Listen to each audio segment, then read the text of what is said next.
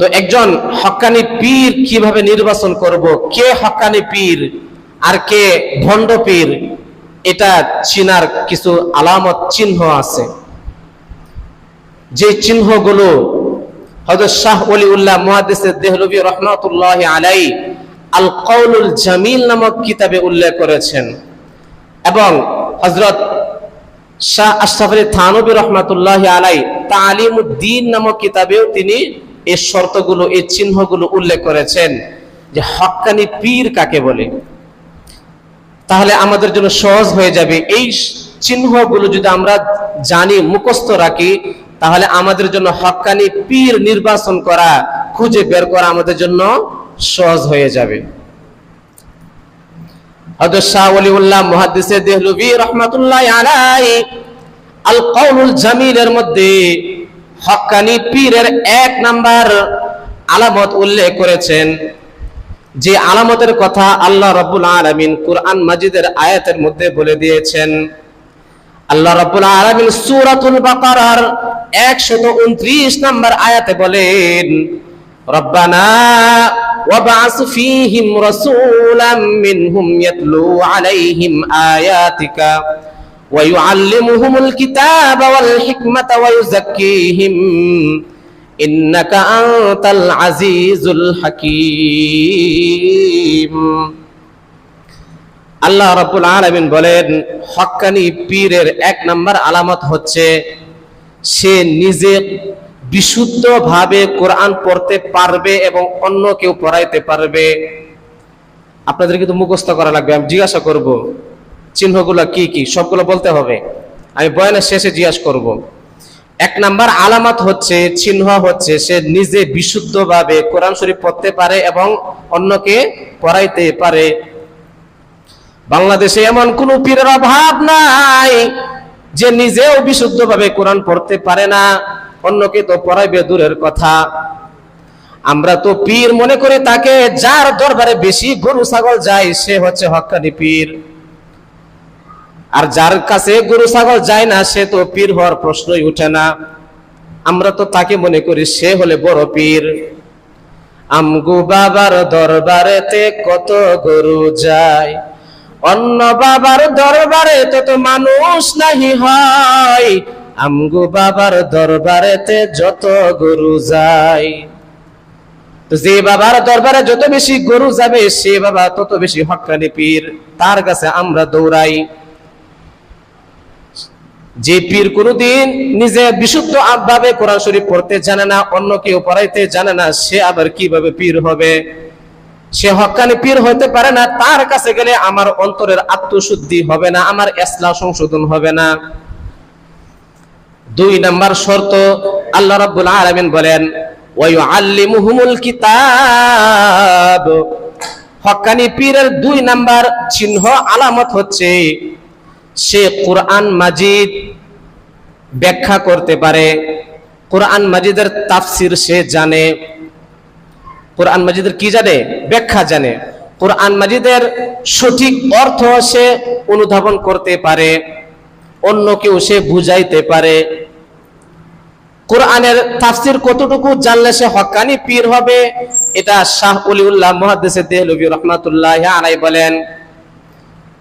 আমাদের কওমি মাদ্রাসার যে দরসে নেজামি আছে এর মধ্যে একটা কিতাবের নাম হচ্ছে জালালাইন, কোরআন মাজিদের সংক্ষিপ্ত তাফসির, তাফসিরে জালালাইন।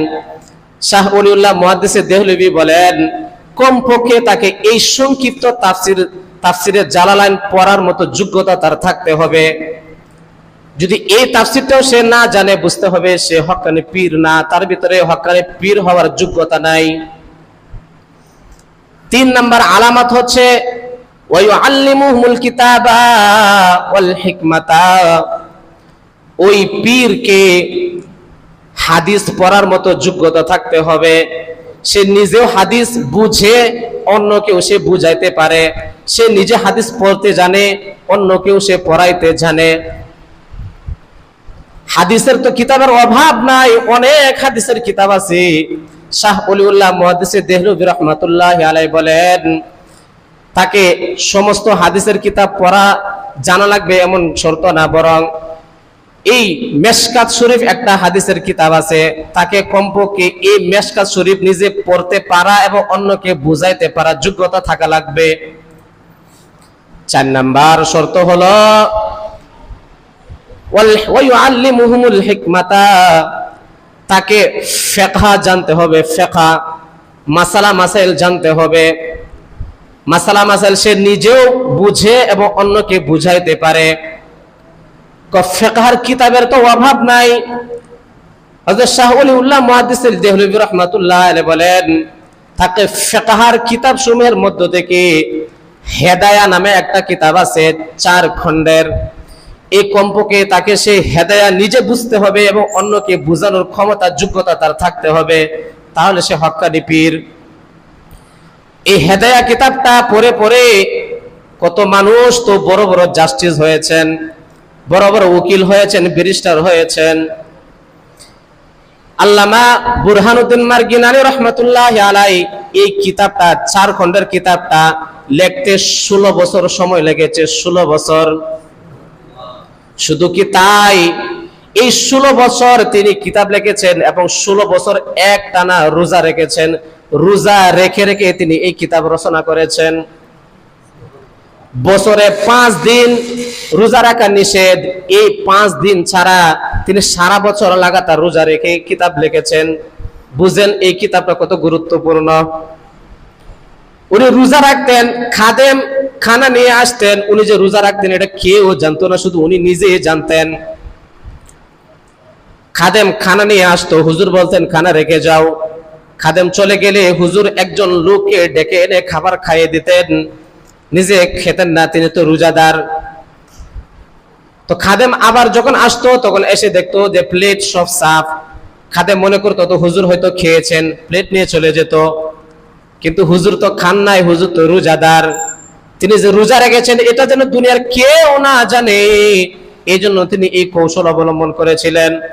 যে লোকটা 16 বছর রোজা রেখে লাগাতার রোজা রেখে এই 16 বছরে কিতাবটা লিখেছেন, সারা দুনিয়াতে আল্লাহ রাব্বুল আলামিন এই কিতাবকে সবচেয়ে বেশি গ্রহণীয় বানিয়ে দিয়েছেন। এই মুহতারাম, যার ভিতরে যত বেশি ইখলাস থাকবে আল্লাহ রাব্বুল আলামিন এই আমল তত বেশি কবুল করবেন। তো বলতেছিলাম 4 নাম্বার যোগ্যতা হচ্ছে, আলামত হচ্ছে তাকে এই হেদায়া কিতাব নিজে পড়া এবং অন্যকে পড়ানোর মতো যোগ্যতা থাকা লাগবে। 5 নাম্বার শর্ত, 5 নাম্বার আলামত হচ্ছে তার ভিতরে অন্যকে আত্মশুদ্ধি করার মতো যোগ্যতা থাকা লাগবে। অর্থাৎ সে নিজে অন্য একজন পীরের মুরিদ হওয়া লাগবে, অর্থাৎ তাকে অন্য এক পীরে খেলাফত দেওয়া লাগবে। কি দেওয়া লাগবে? খেলাফত।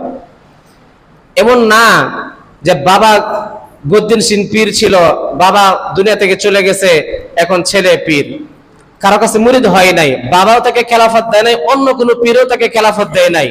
বাবা চলে গেছে তো সে এখন গদি দখল করে বসে আছে, অথচ তার ভিতরে পীর হওয়ার বিন্দু মাত্র যোগ্যতা নাই। এমন হলে চলবে না। তো তাকে অন্য একজন পীরের খেলাফত প্রাপ্ত হওয়া লাগবে। বাংলাদেশে এমন পীরের অভাব নাই যে সে নিজেও ইসলাহ কি জিনিস সে নিজেও বুঝে না, কোনো পীরের কাছে নিজেও যায় নাই, সিট দখল করে বসে আছে, তার কাছে লোক আসতেছে। এই পীরের মাধ্যমে ইসলাহ আত্মশুদ্ধি হওয়া সম্ভব না, হবে না, কোনো দিনও হবে না। তার কাছে মানুষ আসতে পারে, কিন্তু মানুষ যে তার মাধ্যমে সঠিক রাস্তা থেকে জান্নাতে যাবে এটা হবে না। 5 নাম্বার শর্ত। 6 নাম্বার আলামত হচ্ছে, 6 নাম্বারের চিহ্ন হলো হক্কানি পীরের। আল্লামা শাহ ওলিউল্লাহ মুহাদ্দিস দেহলভী রাহমাতুল্লাহি আলাইহি বলেন, 6 নাম্বার শর্ত হলো পীরের যে সিলসিলা আছে, এই সিলসিলা পীর থেকে নিয়ে নবী সাল্লাল্লাহু আলাইহি ওয়াসাল্লাম পর্যন্ত পৌঁছা লাগবে। এটা সিলসিলা বলে। সিলসিলা মানে শিকল, সিলসিলা মানে শিকল, মানে যেই পীরের কাছে আমি গেলাম ওই পীরের পীরকে, তার পীরের পীরকে, তার পীরের পীরকে, এভাবে যেতে যেতে যেতে একেবারে রাসূল পর্যন্ত পৌঁছা লাগবে। মাঝখানে যদি কখনো মাধ্যম কেটে যায় বা মাধ্যম না থাকে তাহলে সে হক্কানি পীর হতে পারবে না।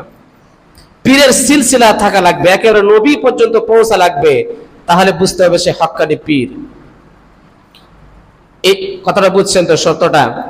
হ্যাঁ, পীরের পীরকে, তার পীরকে, তার পীরকে, তার পীরকে, এভাবে পৌঁছতে পৌঁছতে একেবারে রাসূল পর্যন্ত পৌঁছা লাগবে। এটাকে পীরের সিলসিলা বলে। এই সিলসিলা একেবারে নবী পর্যন্ত পৌঁছা লাগবে। মাঝখানে যদি কোনো পীরের সিলসিলা বাদ পড়ে যায় তাহলে সে হক্কানি পীর না, সমস্যা আছে তার ভিতরে।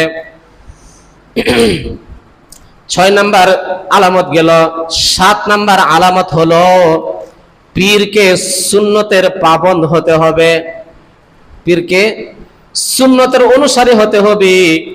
রাসূলুল্লাহ সাল্লাল্লাহু আলাইহি ওয়াসাল্লামের সুন্নত তার ভিতরে থাকা লাগবে। আল্লাহ মাফ করুক, বাংলাদেশে কত পীর আছে যার ভিতরে বাহ্যিক যে সুন্নতগুলো থাকা দরকার সেগুলো নাই। তার গালে দাড়ি নাই, মাথায় টুপি নাই, পাঞ্জাবি পাগড়ি জুব্বা কিছুই নাই, সে পীর সেজে বসে আছে।